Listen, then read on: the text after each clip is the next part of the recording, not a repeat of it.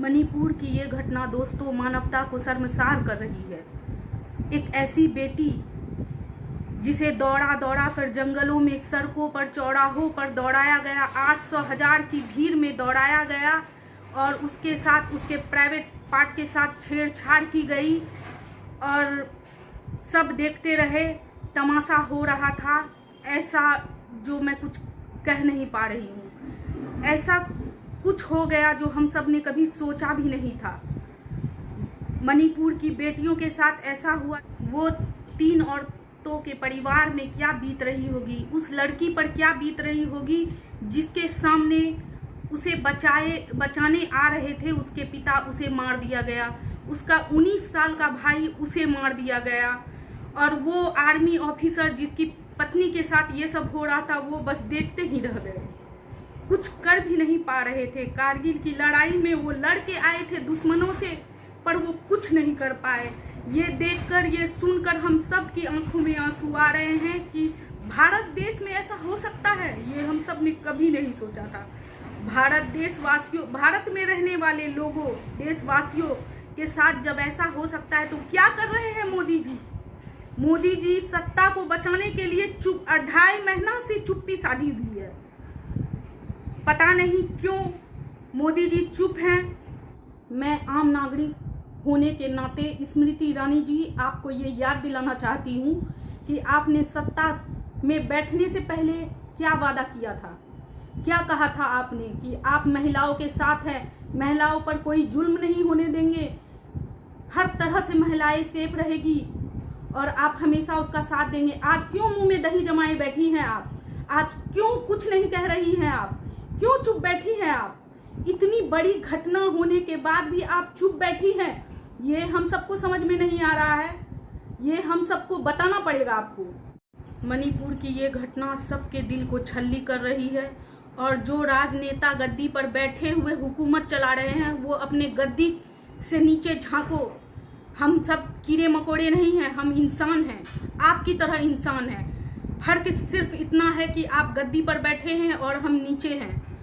और देश के ये महान पत्रकार जो दिखा रहे हैं, सीमा हैदर और सचिन, आरती छोटू, आरती मोनू, शुभम, ये सब दिखा रही है। 2.5 महीना तक ये सब पत्रकार चुप क्यों थे? क्यों पत्रकार मुंह में दही जमाए हुए थे? आज इंटरनेट की दुनिया में तो इतनी सी बात पूरा फैल जाती है और ये पत्रकार उसको पूरा घी मसाला दही लगाकर दिखाते हैं। और इतनी बड़ी घटना पर सब 2.5 महीना तक चुप क्यों थे? क्यों चुप थे सब? ये पब्लिक पूछ रही है, इसका जवाब देना होगा आप सब। क्यों वहां के मुख्यमंत्री, मणिपुर के मुख्यमंत्री चुप थे अब तक? क्यों चुप थे वो? क्या फायदा है उनका इनमें? जिनके साथ ये घटना हुई है वो लड़कियों का, उन औरतों का कहना है कि पुलिस ने ही उनको उन 800,000 के बीच में छोड़ा, पुलिस ने ही उनके हवाले किया। जब आज की पुलिस जनता को सेव नहीं कर सकती है तो ऐसी पुलिस क्यों रहेगी? ऐसी पुलिस जो जनता की सेवा नहीं कर सकती है वो और क्या कर सकती है? उन्हें पैसे किस बात के मिलते हैं? और इस नौकरी में आने से पहले वो क्या कसम खाते हैं कि जनता की रक्षा करेंगे। यही रक्षा किया है उसने। हालांकि पुलिस का कहना है कि वो लड़कियों को बचाने के लिए अपनी जीप में लेकर गए थे और अचानक से एक भीड़ आ गई और उन लड़कियों को सब खींच के ले गए और पुलिस यूं ही देखते रह गई। क्या पुलिस अब भी झूठ बोल रहे हैं? अगर पुलिस के पास कोई सबूत है तो वो दे ताकि आगे की कार्रवाई हो सके। वो लड़की जिसके साथ ये घटना हुई है, उनमें से एक औरत 52 साल की थी, एक औरत 42 साल की थी और एक 21 साल की लड़की थी। 52 साल की औरत को तो यूं ही नग्न करके छोड़ दिया गया। 42 साल की औरत के बहुत कहने पर उन्हें छोड़ दिया गया, लेकिन 21 साल की लड़की के साथ गैंग रेप हुआ। अजीब तरह से बहुत सारे आदमियों ने उसके साथ गलत किया जो कि नहीं होना चाहिए। बहुत बड़ी घटना है जो कि लड़की आज इतने सदमे में है कि वो बोल नहीं पा रही है, कुछ कह नहीं पा रही है। उसके साथ जो हुआ वो भी ठीक से वो बयां नहीं कर पा रही है।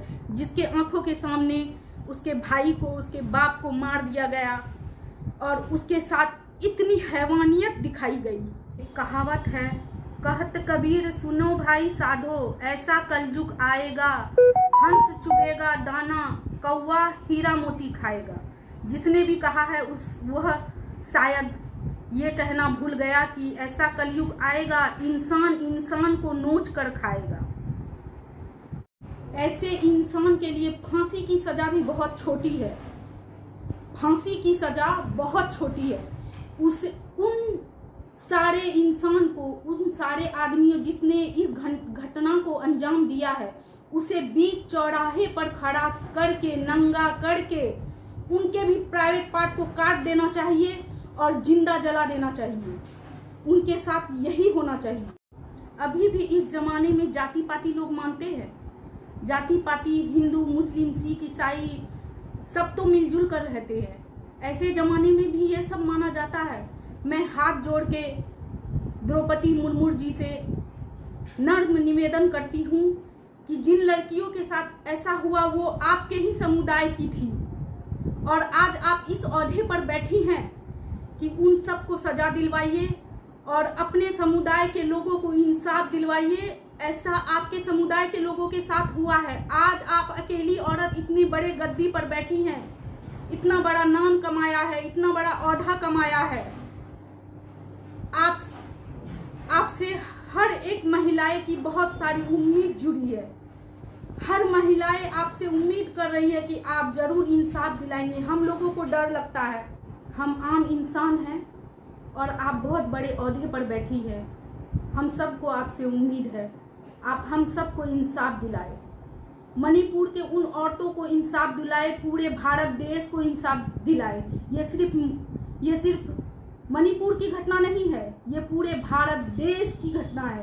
पूरे भारत देश को शर्मसार कर रही है। बस इंसाफ चाहिए।